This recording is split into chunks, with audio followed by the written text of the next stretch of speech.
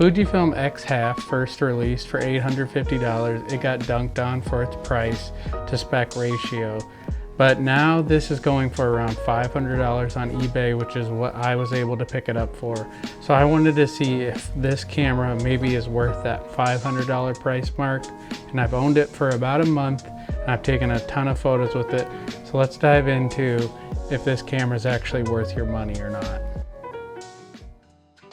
Naturally, I'm a contrarian, so when I see that much hate for something, I feel like people overblow it or it's just getting that classic internet hate.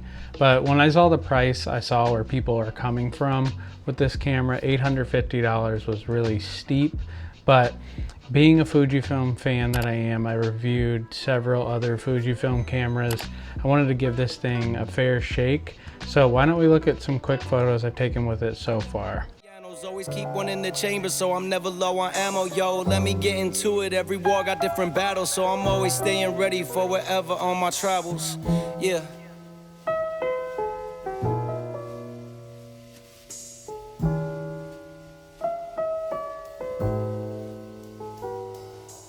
So if you're watching my video, you've likely already seen tons of videos about this camera. I'm not a popular camera YouTube channel by any means. So let's go through some of the specs, quick fire, that you probably already heard. And if you haven't, you should hear at least quickly. This camera has a 1-inch sensor and essentially an 18 megapixels. It has a 32mm field of view equivalent and the lens is an f2.8.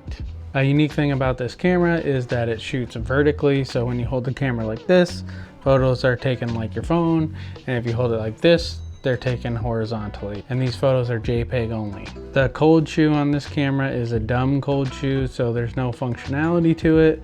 It just holds items essentially. The viewfinder on this camera is just a tunnel viewer. There is no feedback in here. This is literally just a window forward. It has a screen on it and it's actually broken into two, even though I think it's just one screen. One swipes through recipes so you can see the different Fujifilm recipes you can shoot with. And then the other one is where you can preview images, control settings, and things like that. This camera also has a video mode, but when I say it's an afterthought, I think that's an understatement. The video on this camera is completely useless. I would not recommend it at all.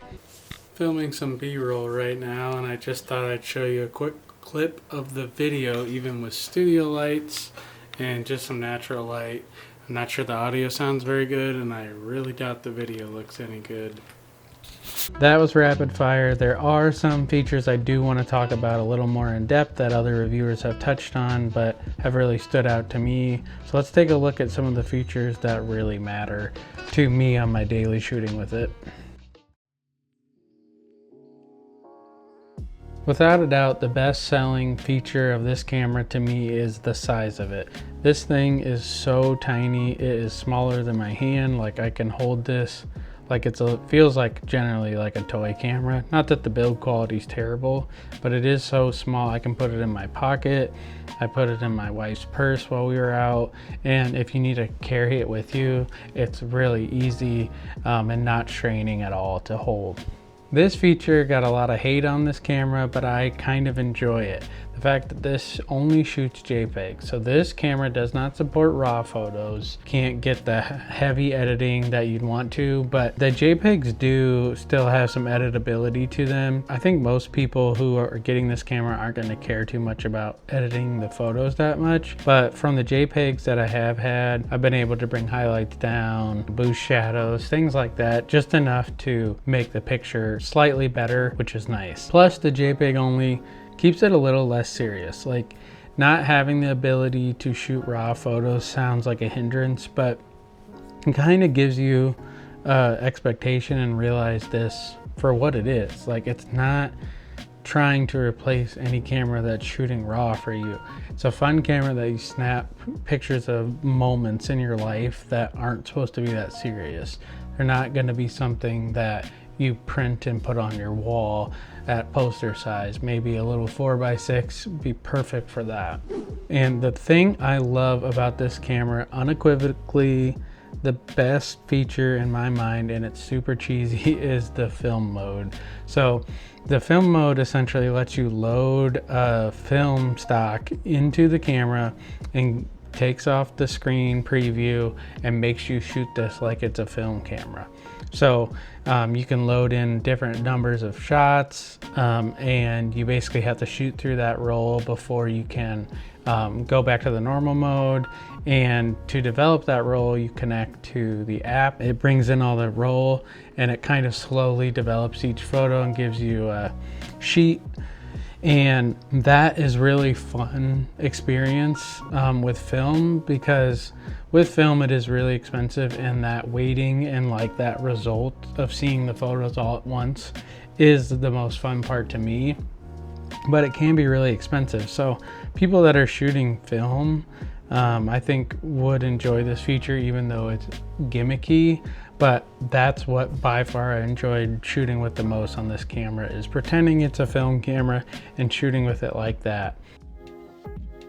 A big problem for me, and I don't know if this is just my personal opinion or other people have experienced this as well, but it seems like there is a delay from when I fully press the shutter button, even when my shutter speed's really high, to it taking the actual photo. And it has a really soft shutter sound that you can also adjust, but it seems like there is just a little bit of delay when you take the photo, which a lot of times if you're taking photos of a person can be a problem and just lead to some missed shots essentially.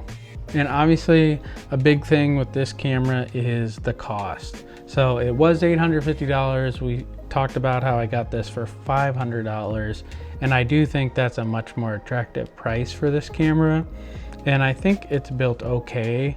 But looking at it not as a camera, devices, electronics that cost $500 are normally at least quality in the hand, feel somewhat premium. So that's what's tough to swallow for me on this, is spending $500 on something that doesn't feel great. I love the size, but the overall quality at this size seems to be lacking from other Fujifilm products, even though they do cost more. And the last thing that I didn't like about this camera was that none of the photos that I took with it really jumped out to me.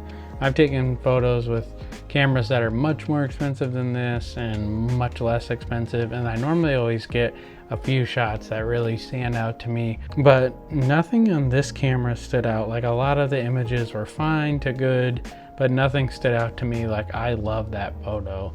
And that could just be maybe I didn't take any great ones, but for me, as someone who looks at a lot of photos, and just like the details of the photo do matter to me, and I don't think that that necessarily is the audience for this camera, but if you do own other cameras and are used to looking through a lot of photos, I'm not sure that this is going to give you results that you love.